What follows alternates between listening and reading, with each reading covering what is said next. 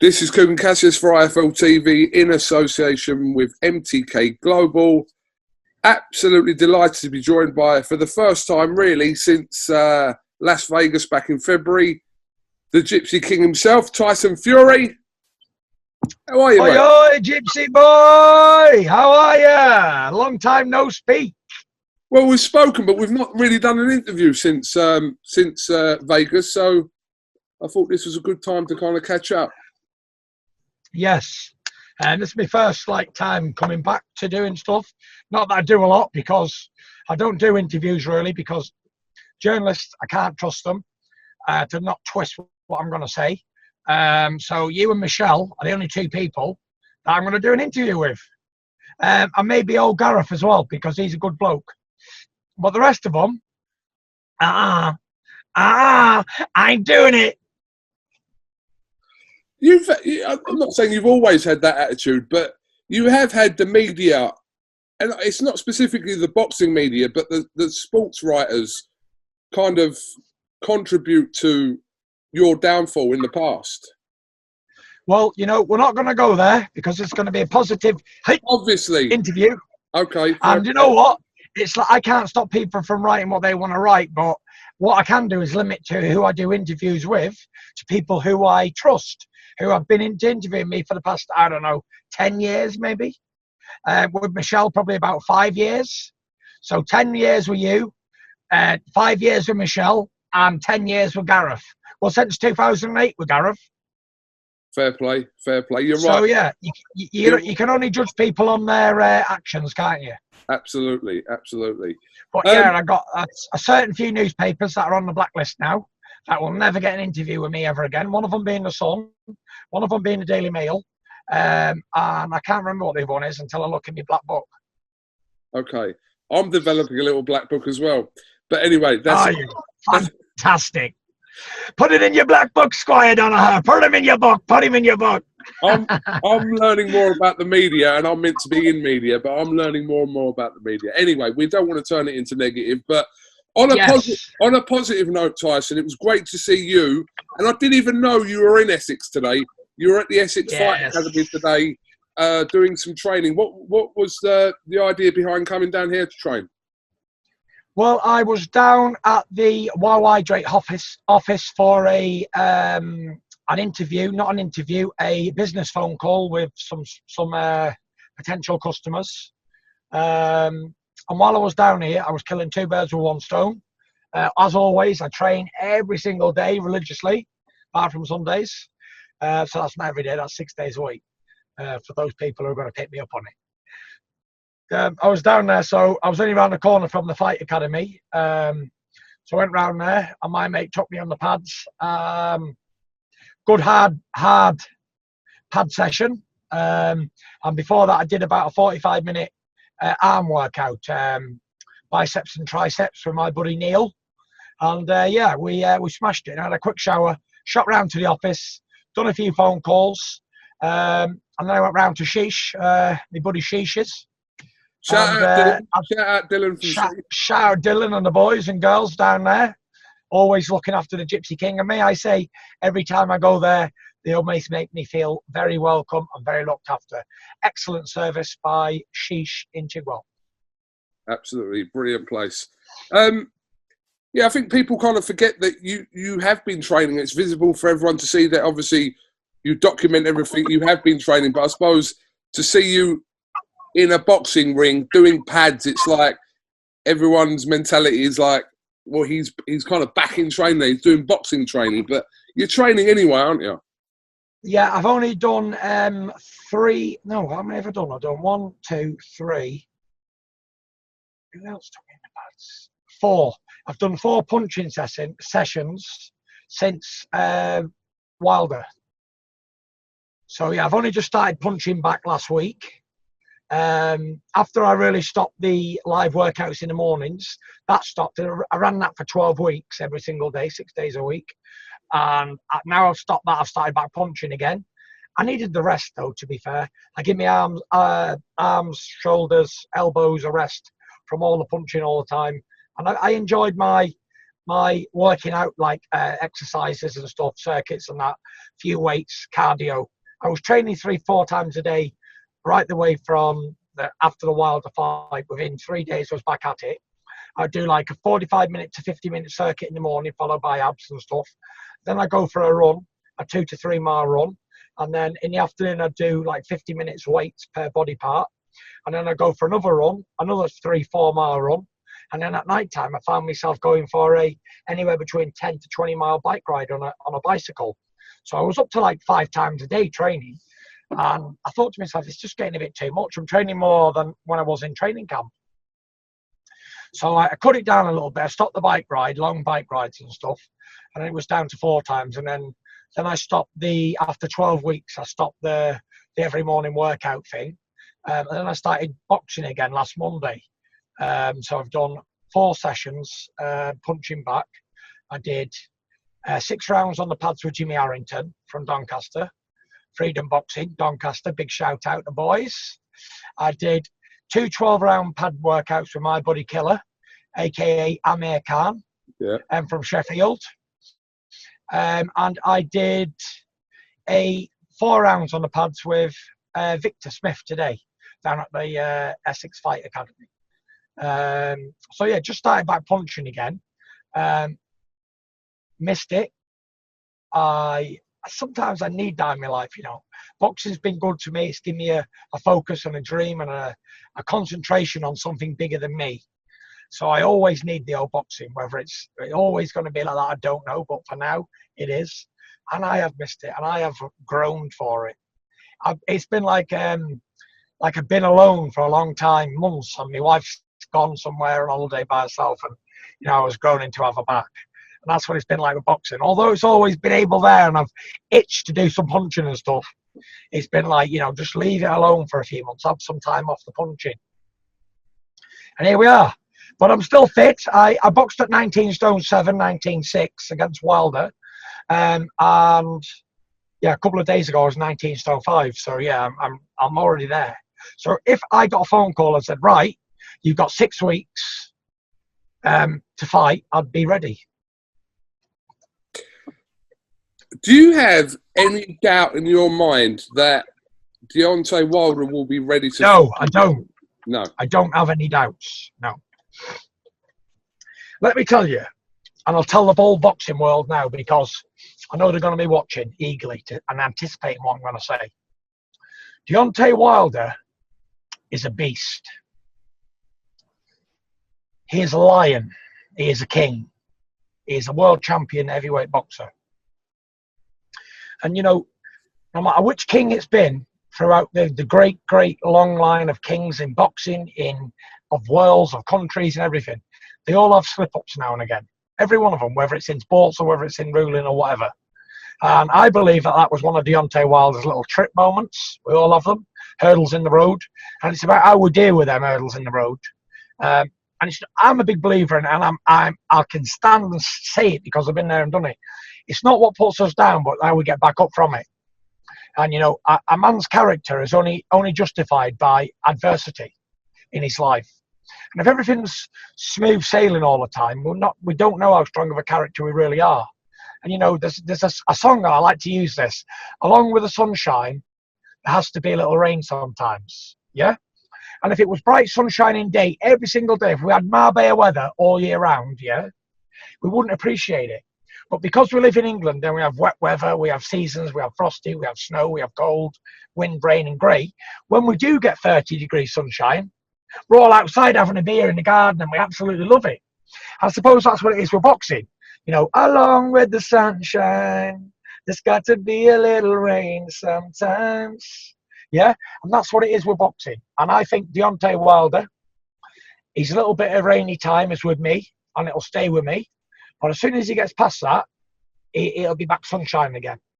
And, you know, if anybody writes Deontay Wilder off, they're a bigger mug than I ever thought was possible.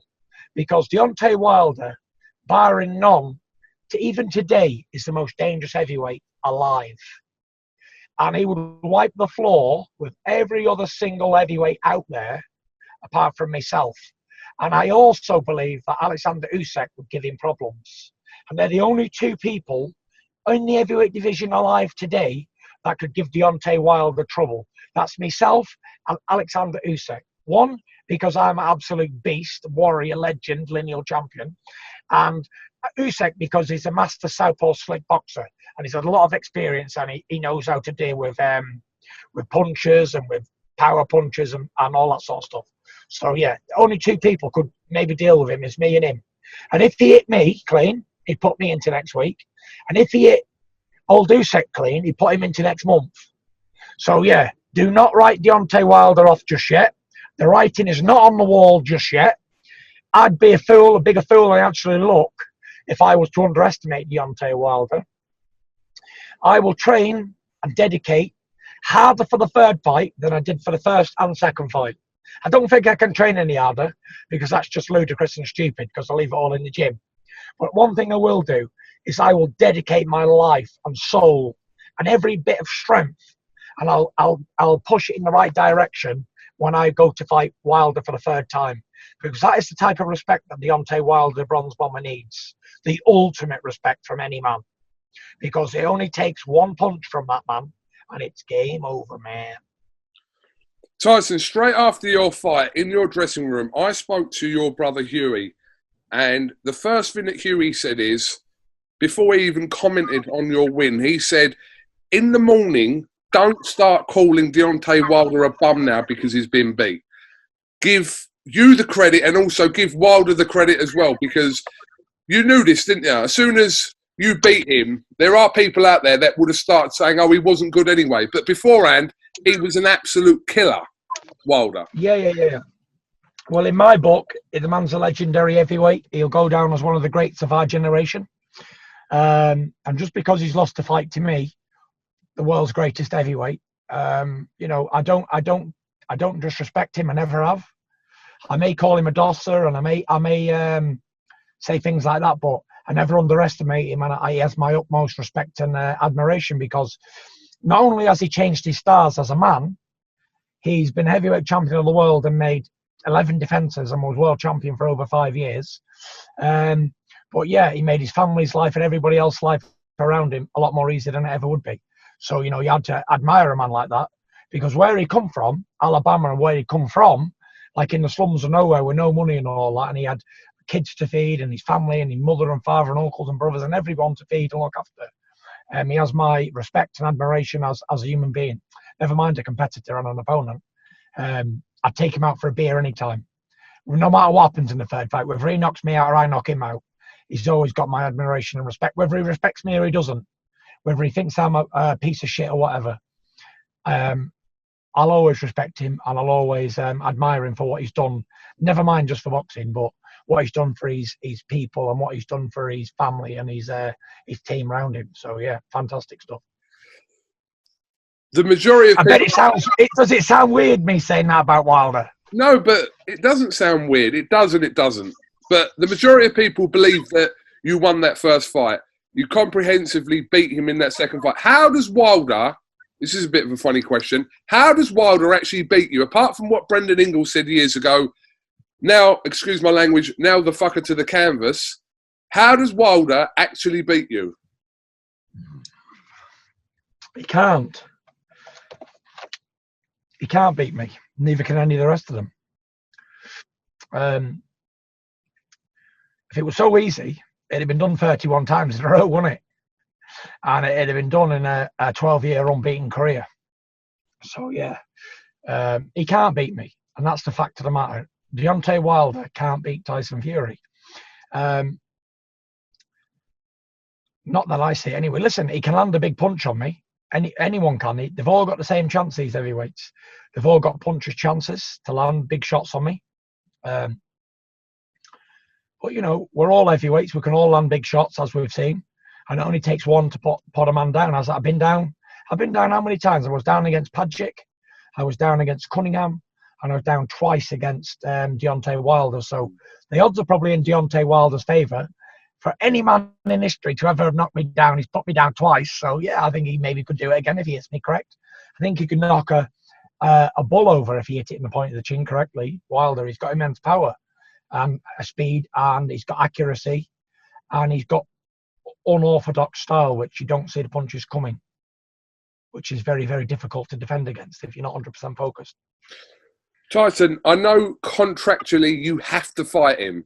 Aside from that being contractual, do you actually want to fight him again?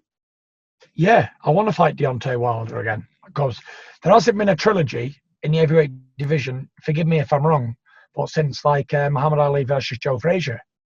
I know we had the 2 fights with did Riddick Bowe and Holyfield fight 3 times or twice? I don't know about 3 times. I think Bowe beat him the first time, Holyfield won the second time, and Bowe beat him in the third. So forgive me, I've just corrected my own self. It was Bowe Holyfield. That was a long time ago. And then Lewis and Holyfield had 2 fights. That's it, I think. But in like the last what, 20 years or so? Yeah, it's been a long time. So I wanna put a trilogy into this generation. And you know, I owe Deontay Wilder. Let's not forget, yeah. Deontay Wilder manned up. He stepped up to the plate twice. You know, and give me a shot at the WBC title. Made me a lot of money, and I'm returning the favour. I made him a lot of money twice as well. More money than he ever made, more money than I ever made. And I think in the third fight we'll make a lot of money as well. So I think we owe it to each other. I think we've been great dance partners. He's definitely been a worthy dance partner for me. He's been a good talker. He's held his end of the bargain for sure. And I don't think I'll ever get a dance partner like Deontay Wilder again, not in my era anyway, because he could talk the talk, he could walk the walk, and he could definitely shake the shake. Tyson, do you remember when your fight with David Haye fell through and there was talk of you fighting Wilder all those years ago? And I think at the time, I think Sky didn't deem it to be a pay-per-view fight at the time. But no, they did. But what it was Vitaly Klitschko held the WBC, and no one knew what he was going to do. Right, they didn't know if he was going to retire or whatever. But there was talk of him vacating and me and Deontay Wilder fighting for the vacant WBC title. But he didn't. He obviously didn't do that. He held the WBC in limbo for like 2 or 3 years, maybe 2 years, and I think he fought Manuel Charr once in all those years. Then all of a sudden he vacated, and Bermane Stiverne became the mandatory, and they also put in Chris Arreola for the vacant title, and that's how it went down. I remember that time in Sheffield as well, and I think you two got in the ring, and there was no one there. Everyone had gone home, and you two had a little thing in the ring when Galahad fought Jazza Dickens.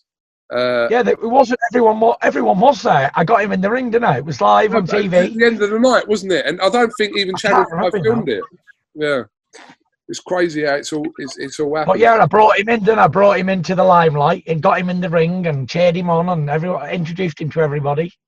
You know, we've been.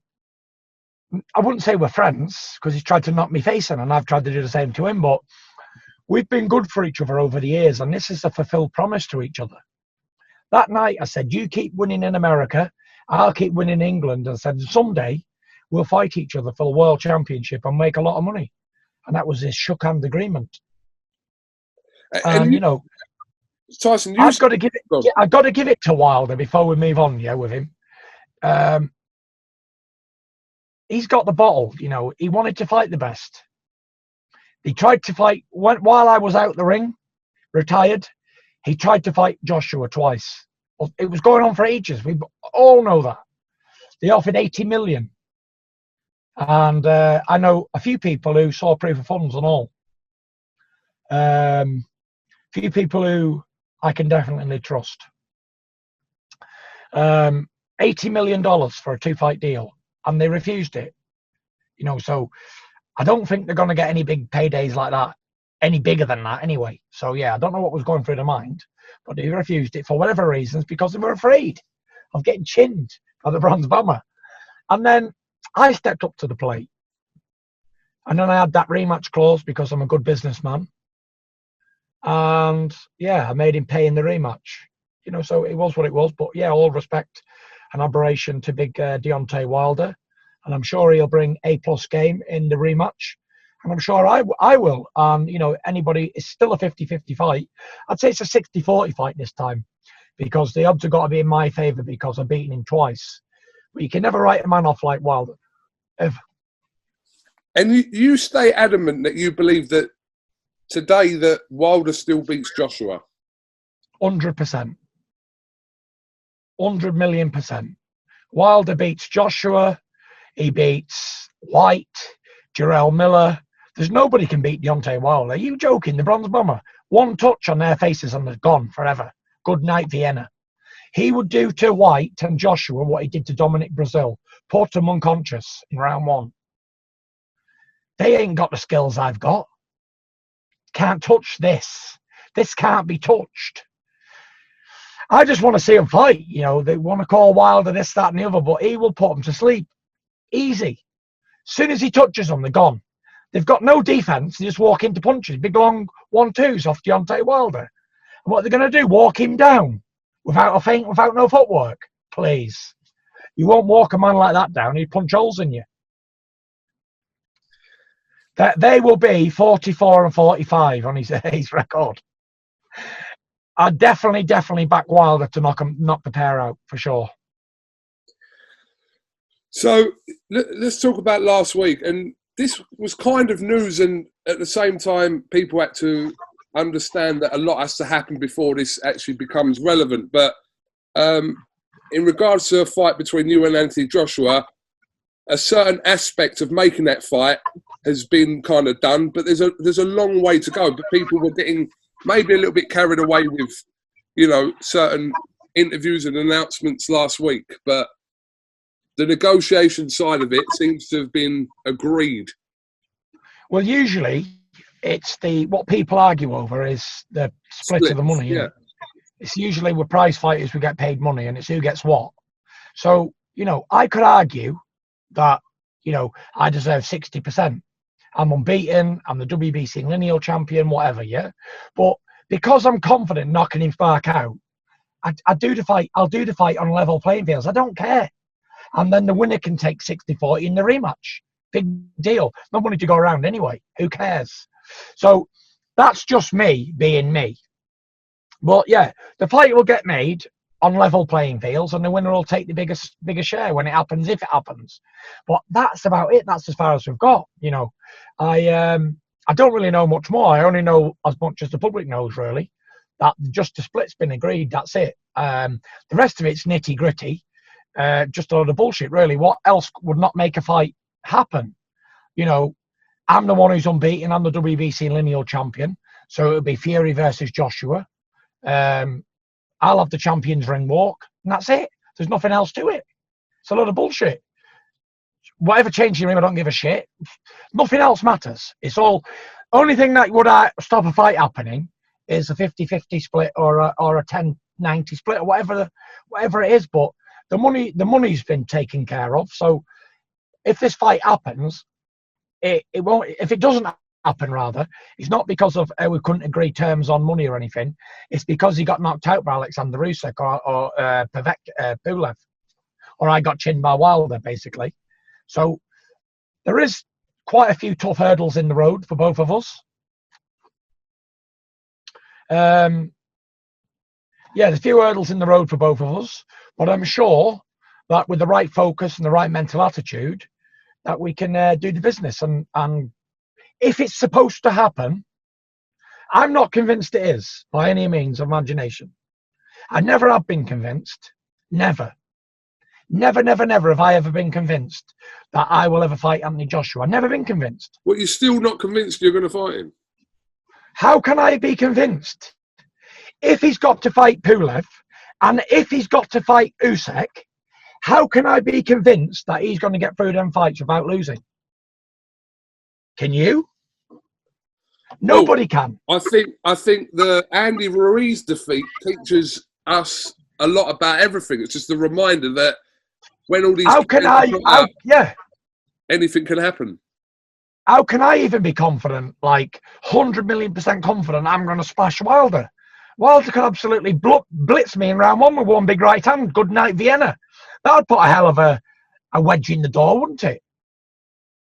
So this is why I hate talking about fights that ain't really happening or ain't really existing at the moment. I hate announcing fights next, like they did it once with the Otto Wallin fight, with the Wilder fight, and they did it with the Pianetta fight with the Wilder fight. You know, one fight at a time. I'm a big believer in that. You know, never overlook your opponents, because you're always going to come up second best. And how many times have we seen, right, get through these 2 fights, boys, and you'll fight in the future? I remember that Frank Warren put an offer forward years ago that me and David Price couldn't refuse, to fight each other when we were both unbeaten. Mm-hmm. And the agreement was, you get through Steve Cunningham and you get through Tony Thompson, and then you can have the big fight with Frank Warren on. I think it could have been even Sky back then. I can't remember. It was a long time ago, like 2012 or something. 13 maybe. Mm. I goes to New York, nearly gets walloped by Steve Cunningham, and he gets walloped by Tony Thompson. There goes your big fight. Crashed, banged and burned. So yeah, we've already had one scare with the Andy Ruiz thing. He nearly blitzed it all, and then nearly blitzed it all again in the rematch. So yeah, anything can happen in heavyweight boxing. And you know, I got a 47-inch cut the other day, 47-stitch cut rather, not inch. That'd be down to the floor. That could have scuppered my whole career. So you never can tell what's going to happen in boxing. And I'm not being negative, and I don't want to put the fans off or whatever. No, of course. I'm just telling the truth, as always. Yeah. I have to tell the truth because that's what I'm known to do, is talk sensible and tell the truth. Can I honestly say this fight's going to happen 1,000,000% with me and Joshua? I can't. But providing we both get through our upcoming fights, then I know it's going to happen. With the situation regarding the mandatories, is there a good chance that by the time, if, like I said, you two come for your next fights and are going to fight next year, that there is a strong possibility that this may not be for the undisputed tag? One of the belts could end up getting dropped, you don't know.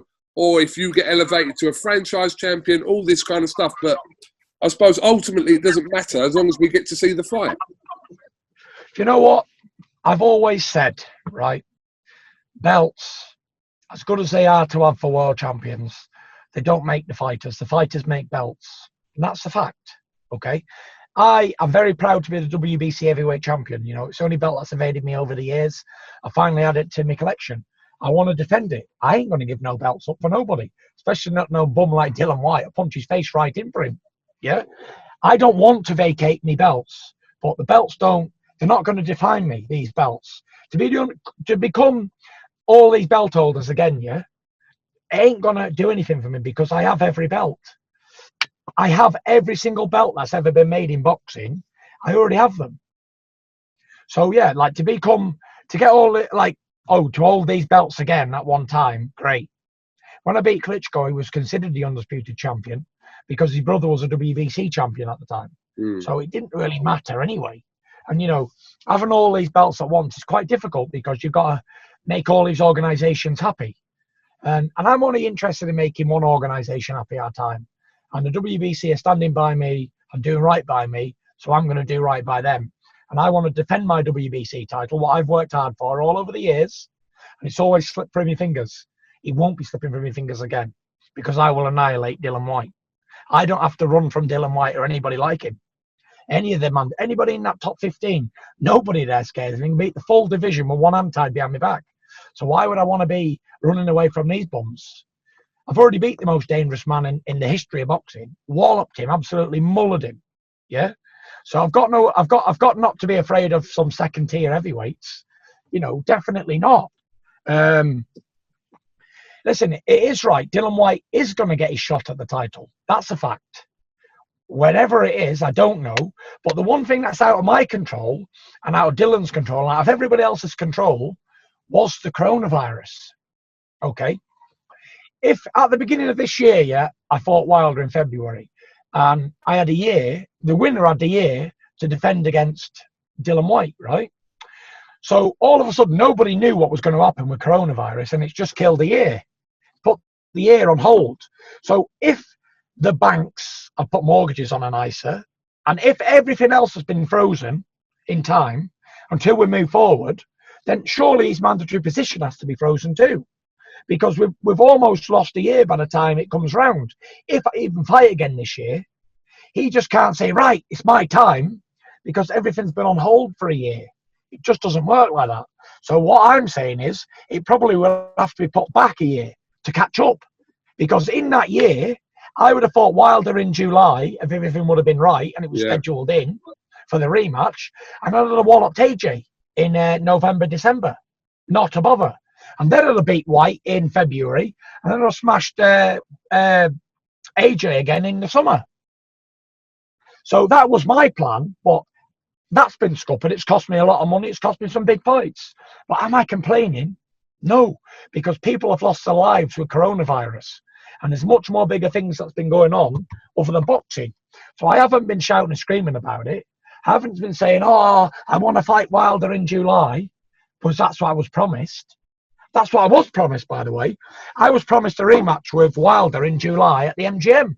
So we can all shout and scream, I want to sue Bob Arum, and I want to sue the WBC, and I want to sue everybody else, Frank Warren and MTK, because they told me I'll be fighting in July in Vegas, but I'm not. So I'm a big baby, and I'm going to spit me dummy out and cry about it. You know, it is what it is. Not- Whenever we fight, we fight. I am afraid of nobody. Nobody. Nobody at all am I afraid of. Tyson, do you have any sympathy for Dillian Whyte's situation, though? I have no sympathy for heavyweight boxers. We're prize fighters. You know, I believe he's fighting Povetkin. I always get the Pulev and Povetkin mixed up because they're both Povetkin. P's, aren't they? Yeah. So he's fighting Povetkin next in a good fight. You know, he can't just like, oh, now he's saying, oh, I want to fight Tyson Fury next. How can he fight Tyson Fury next? Tyson Fury has got a guaranteed rematch. I have to oblige with Deontay Wilder. Not unless he can go to D and say, right, D, I'm going to give you $20 million, what you're going to get paid. Please step aside, let me get 20 million instead. You know, it just doesn't work like that. Wilder ain't going to give his position up when he's probably guaranteed $18 to $20 million for the rematch. You know, me and Deontay Wilder, we've fought up from the bottom. Wilder's probably fought in his career before for $500. You know, so I'm sure he ain't going to give up 18 to 20 in a rematch, is he? Whether he wins, lose or draw. You know, it's a boxing match. You win some, you lose some. And for 18 million or 20 million, I'm sure he's prepared to put it on the line again and again and again. So there'll be no talk of stepping aside. There will be no talk of moving over. This fight must go ahead. Let me just chuck a hypothetical situation to you. I asked you earlier on, is there any doubt that you think that Wilder won't be ready to fight? You said no. If for some reason Wilder wasn't ready to fight you through his surgery or whatever, would that mean that what surgery? Well, he's coming off the back of surgery, isn't he? What surgery is this? First I've heard. He didn't look like he was injured the other day when he was twerking on camera. It looked like he was flat out enjoying himself, fit as a fiddle, in shape, ripped. He didn't look too injured then, did he? All right, let me just chuck my hypothetical at you. What surgeries he had? I've not heard about it. Well, I understand he'd undergone a bicep surgery. Rubbish. No? Was that from the weight of the suit or what? Tight. Can I just chuck my question at you? If Wilder, for some reason, whatever, wasn't ready to face you this year, does that mean that you would have to face Dillian Whyte? I'd love to fight Dillian Whyte. If Wilder wants to step aside and let me fight Dillian Whyte, that's an easy defence for quite a few quid and all. Not a bother. I will fight my mandatory. I'm not trying to hide away from mandatories. Don't care. I fight the whole division. I fought them all before. Anyway, beat them all before. Don't matter. Just easy defence. I'm just going to get like 20 defences of that WBC in a minute. Just keep racking them up. Easy defences. But listen, I am a prize fighter, so I have got to think sensible. So, you know, if Wilder's not going to fight, then I would fight this year. So I'll fight the next available man who was ready to fight, and that being Dillian Whyte if he's ready. Not a bother. And then we look to do the Joshua rematch next year, the Joshua fight next year, or the Wilder. I'm not too sure what's going on with him. I haven't spoken to him. I've only FaceTimed him and abused him a little bit, called him a big tosser. And that's it, really. So I'm not too sure what's going on with Wilder. But from as far as I know, what Bob Arum says and what MTK are saying and what Frank Warren's saying, there's no talk of pulling out or anything like that, or stepping aside, or shoulder injury or anything like that. It's on like Donkey Kong for like November, December, providing the world gets back to whatever we class as normal. Eddie Hearn said the other day that he had a couple of missed FaceTime calls, and so did Joshua from you recently. Do you remember about this or not? Yeah. Just for a chat or anything in particular? I think I was calling Eddie. I missed a FaceTimed Eddie to talk about maybe getting me on in his back garden against, I don't know, some featherweight or something for a bit of a bants. Or maybe if he had a spare job going for me, like commentary or whatever. Just because I was bored, really. And he's always all right to have a bit of a crack with, you know what I mean? Have the bants with. And I phoned AJ practically for the same, really. To see what was going on and how training was going on and all that, but they didn't answer. And I think I did get a missed call back off Eddie, but I must have not answered it or whatever. Because you're notoriously known for just randomly ringing people anyway, aren't you? I don't know what the big thing is like. If they see all the Gypsy Kings phone him, it's like, oh my God, I'm terrified. Don't answer the phone. What am I going to do? No, I can't beat you up over the phone, can I? I'm obviously calling you for a conversation or calling you to have the crack, can I? Obviously. Tyson, you have obviously we'll have some sympathy for Billy Joe Saunders' situation because his fight was nailed on with Canelo for the 2nd of May. We don't know whether that's going to happen now. Terrible, isn't it? Terrible. Yeah, you know. My heart goes out to Billy Joe because he's trained for a long time and he's been talking about this Canelo fight since 2016.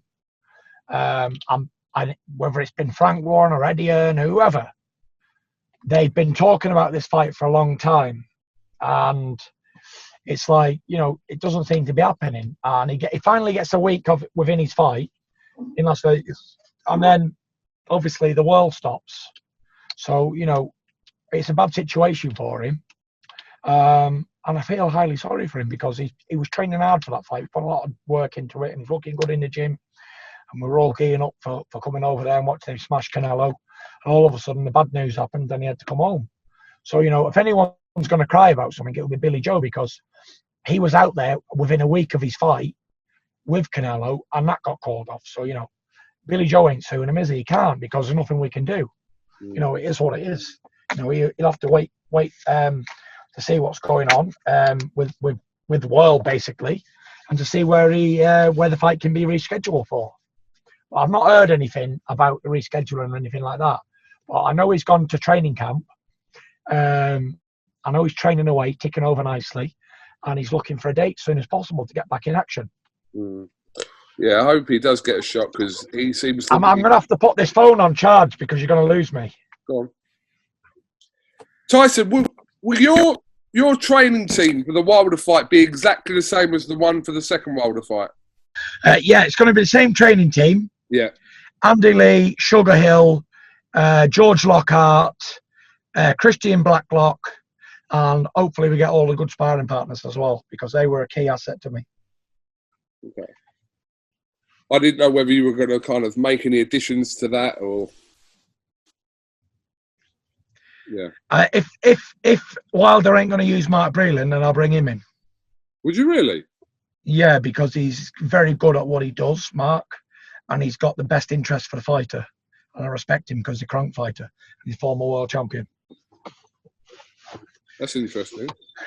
And I do believe that if it wasn't for Mark Breland, that Wilder could be seriously injured today. That's for sure. Because he got a lot of... well, say he didn't get criticism from the public, but... Obviously, he got a lot from like his own team, really. From his own team, yeah. Which I thought was very unfair and very unjust, because he saved someone's life, really. Because you never know, you know, when people's taking punishment like they were, and it was only a matter of time before he got unconscious. Would he have got back up? Would he have had brain damage? I don't know. But I wouldn't have liked to see him take much more because he took a good hiding for 7 rounds. He couldn't defend himself for 4 of those rounds. But if for some reason. If for some reason Mark Breland is not going to be working with Deontay Wilder, then he will have a job with the Gypsy King for sure. Wow, that's interesting. How often are you communicating with Sugar Hill at the moment, Tice? All the time, baby. Me and Sugar Hill were good buddies. We're not just like trainer and fighter. We keep in contact. You know, Shug's back at work, back at his day job. Loves it. Putting great work in, great effort. You know, and I'm looking forward to getting him over. Really, as soon as the ban's lifted on the flights, I'm going to bring him in to do like a 6-week work, like schooling. You know, back to the gym, back to school. Not like a training camp, but like to work on some things and that, work on footwork, work on balance, we only had 8 weeks together last time, like 7 weeks training and a week's rest. So yeah, I'd like to get him in for another 6 weeks and work on some things, work on the job, work on the check hook and that. But as soon as the flights are lifted, I'll be flying Sugar Hill back into the UK, or maybe even into Marbella, because I'm thinking about going over to Marbella and doing a bit of training. Right, as it stands at the moment, do you have any idea what potential... Or I might even go to Dubai and do a bit of training. You've been there, haven't you? What's the gym like over there? Yeah, very good. What Has MTK got a gym in Marbella? No. In Dubai? There's a few gyms in Dubai, that boxers that have gone over there, like Billy Joe's gone over there to use, etc., etc. But yeah, very good facilities out there. Yeah, so I might even go over there and have a month's training out there, bring Shug into there, because it's not that far, is it, from there to America, I don't think.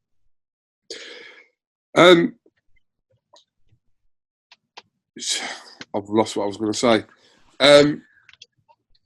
Do you have any idea, Tyson, at all, and I know you probably won't, or you may do, about even a month that you may be fighting in? Or what location it would be? Yeah, I've got information on all of that. Right, just stuff you just I've been told we're looking at November, December, if we're lucky. Yeah. And I've been told that we've got interest from China. Yeah. Macau, China. We've got interest from Australia. Yeah. We've got interest from Las Vegas. And we've got interest from Saudi Arabia. Okay. And we've also got interest from Qatar. Okay. Yeah, what about the story that Bob Arum was talking about, Christmas Day in Australia? I mean, it's a bit of a random one. Well, if anybody knows what he's talking about in boxing, it'd be Bob Arum. I trust the man. Everything he's ever said, he's delivered on. Very, very professional. It's been an absolute delight and pleasure working with Bob Arum. And if all the boxing promoters and everyone was like Bob Arum, then we'd have some great world champions and great people looked after, because Bob Arum has done more than he's even promised to do. So yeah, big shout out Bob Arum, the old legend. Is your ESPN deal up for renewal soon? I believe I had 5-fight deal. So yeah, I've got a couple of fights left, and then I'm going to hit them for $1 billion. Okay. But obviously you're happy where you are with... Yeah. We're going to hit ESPN, me, MTK Global, Frank Warren and Bob Arum. We're going to ask the ESPN for $1 billion to sign the Gypsy King after he's flattened Wilder and after he's flattened the other idiot and whoever's left. Whatever. We'll clean up. Why not? I'm Billy Keane. My boy Billy Keane as well, because he will definitely be involved in getting me that $1 billion, that's for sure. If you don't ask, you don't get. Well, I think it'd be worth it. Tyson, I know that you did recently make some comments on this on Michelle Phelps' Behind the Gloves, but I do want to ask you about this Anthony. Yeah, make it quick though, because I've got 5%. All right, Anthony Joshua situation, which come under a lot of backlash recently in the media. Did it really though? Did it really get the backlash that I would have got if I'd have said it? No, I don't think it did it? Nah, we all know that. But then again, I'm not a politically chosen figure. I'm just a people's champion from the working class northern area, you know, just a northern warrior. We are Spartans! That's me with a pint of Peroni in my hands and a local boozer with a Sergeant t-shirt on. You know what it is, don't you? So yeah, we're different people, we're different champions, and we're definitely different thoughts and mindsets. And what he said is entirely his opinion, none of my business. Everybody's entitled to their own opinion. And what, like I said to Michelle, everyone's allowed an opinion until it upsets somebody, and then all of a sudden they're not allowed an opinion anymore. Is what it is. But like I said, if I'd have said what he'd have said, then I'd have been crucified. And I'll say it again. If I'd have said what he'd have said, I'd have been crucified. But I didn't say it because I've got the most diverse team in boxing. So, always have done. When we say our prayers, we say it in Arabic and we say it in English as well. So, we can't be accused of anything. It is what it is. But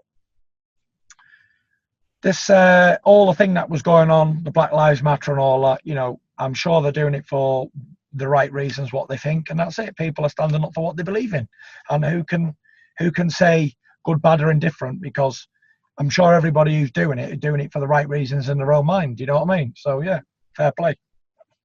Yeah, none of my business. Nobody's ever hurt me. So and all this, I've suffered with racial abuse my whole life. Even today, I still get called a pikey twat when I drive down the road and whatever. I'm sure I can be jogging down.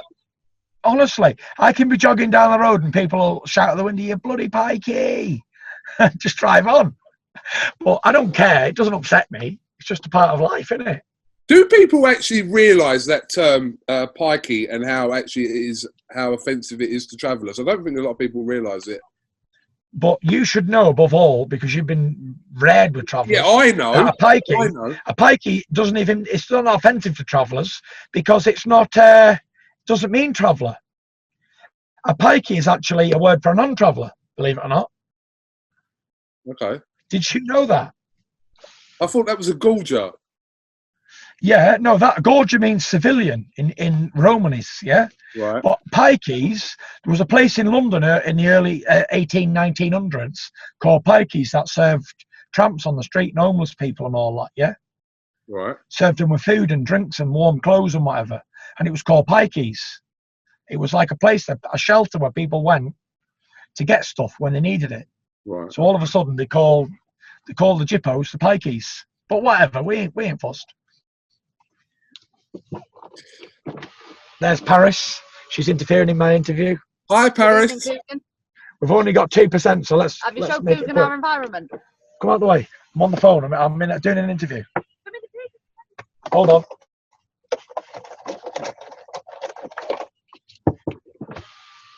There you are. Thank you. Shut the door because the AC's on. Right, what was we saying there? Yeah, I suffer with it all the time. Always have done, always will do. Sticks and stones will break my bones, but names will never hurt me. And, people say to me, why don't you stand up for equality for your own race of people? But there's only one race, that's the human race. So I stand up for the human race all the time. Tyson, I know your battery's going to die. I just want to ask you one more thing. You put out the idea of a potential, and I don't know how serious this was, but you Tyson Fury fighting Mike Tyson. You said that on one of your lives. Was that just a flash in the pan? Was there ever talk of that? No, there was talk of it. I was contacted by Mike Tyson's people. Me and Mike had a FaceTime, we had a Zoom call, we had a phone call, as we always do. And yeah, it was definitely real. But nothing ever materialised with it. They come back, someone who was offering the money to Mike, they came back and offered us like peanuts completely. Mike Tyson was talking to me like 500 million figures and stuff, yeah. And then what was offered, like what came back on paper, it was like, okay, this has got to be a joke. Someone's crazy. So nothing ever happened with it. Nothing materialised. But I did have an offer on the table from ESPN of $10 million to do the fight like an exhibition fight. So it was what it was, and I think everyone's moved on. It's for me, it's like I'd love to have shared the ring with Mike Tyson, just have a little move around with him, but you're damned if you do and you're damned if you don't, because Mike Tyson's looking fit and sharp, and I'm sure he can still knock a wall down. So he flies into me bing bang wallop and he hits me with a few shots. People say Tyson Fury's no good because like a 55-year-old man beat him up. But if I wallop Mike in the first round or whatever, then I'm a bully. So, you can't, it's a lose-lose situation for me. All right, I might be gaining some money, but it's money that I don't need to gain from fighting a man who's past his best. You know, and I'm all for Mike making a comeback. You know, I've said to him, I said, if this is what you want to do and you feel like you've got more to offer, fill that dream, fill that void and do it. You told him that, yeah. Yeah, I told him that because, you know, life's too short for regrets and there will be a point in time where you're too old to do anything. So, you know, if you want to become a boxer and you want to come back and get back under the lights and move around and get the clapping and the applause of the crowd like a true warrior, then do that because I'm not a dream killer. And I'm sure before he even gets in the ring that there'll be a lot of tests and examinations done on him to make him medically fit to fight.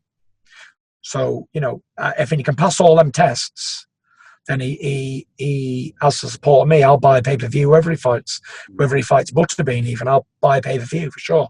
He's definitely got one pay-per-view bought out of me. That's right. Just a quick one before your battery dies.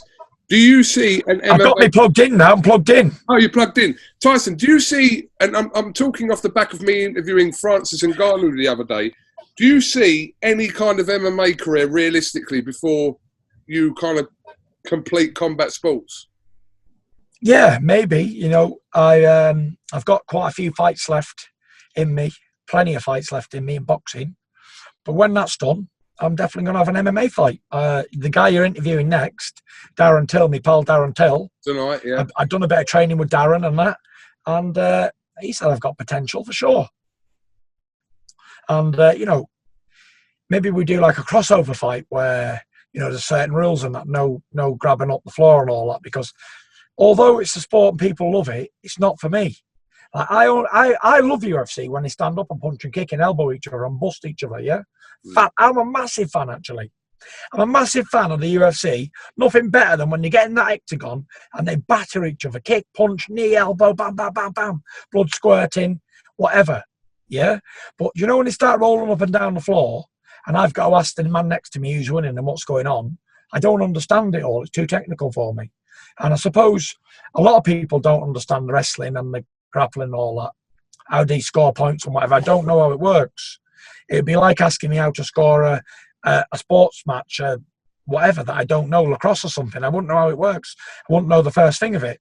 But what I do know is in combat sport, people love to see people stand up and punch, kick, elbow, knee, the lot.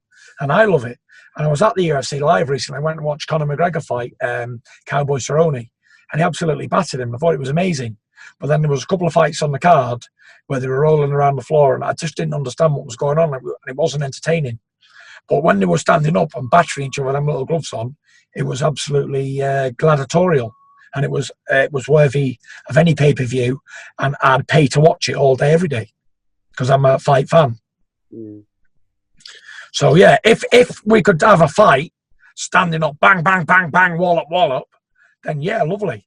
But as for grabbing hold of me and wrestling me up and down the floor, you know, I've got a good buddy called Braun Strowman who would love to wrestle anybody like that, I suppose. Grab them, power slam them on the back, done, see you in a bit. But it's horses for courses, isn't it? I'm not a wrestler. I'm not a black belt in Brazilian Jiu-Jitsu and all that. Fantastic stuff. It takes a long time to learn. But for me, I'm a stand-up fighter, you know. Are you in talks to have a film made at the moment? Is that? I've had a couple of offers for some big companies to acquire the movie rights for the Tyson Fury movie, but I'm not ready to move forward with that. I'm not ready to sell me rights for one, because there's still a lot more to add to it. And if the offer's big enough, then I'll have to sit down and think about it. But, you know, it's something that I'm not really exploring at the moment, because obviously I'm still in the middle of my career. I'm just at the beginning of my World Championship reign. Okay. Tyson Fury, thank you very much for your time this Tuesday evening. Yeah. As always, much appreciated. And, yeah, we're starting to see light at the end of the tunnel in the situation everyone's been in the last 3 months. So I heard the announcement tonight that we can look forward to restaurants and pubs on the 4th of July. American Independence Day. Whoop, whoop, whoop, whoop. I think it's going to get messy. I might even go out for a few beers myself, just because I can. Where are you going now? Where are you going now? Where am I going? Are you just waiting to go in? No, because I've got kids in the house here screaming, right? 5 kids out of school, hot day, screaming. I'm trying to do an interview. I'm sat in the car. I've got the AC on. Absolute pleasure. You know, I'm leaving Paris to do all the hard work, bath the kids and put them in the pajamas and put them to bed. Then I'm going to go in and get a shower and maybe watch a bit of TV or something. I don't know. What have you been watching at the minute? Do you know what? I've been watching a TV, not a documentary, a series called Rain on Netflix. It's about the royal monarchs of England and Scotland and France and all that, yeah? About Queen Mary of Scotland and Queen Elizabeth of England and all that. And King Henry of France and stuff. It's been really good. And I'm quite sad it's coming to the end now. Oh. All right. Well, listen, I'm going to let you. Listen, when you speak to Darren Till after me, yeah, in a minute. Yeah, go on. Just let him know that I'm still #1 at MTK Global, will you? Yeah, I'll get his response to that. Yes. Right, go on, Coog. I hope I give you a good interview. Thank you very much. Yeah. Brilliant, and we'll definitely catch up soon. All the best, mate. And when we get back doing live interviews, I'll talk to you. Absolutely talk to you. See you in a bit.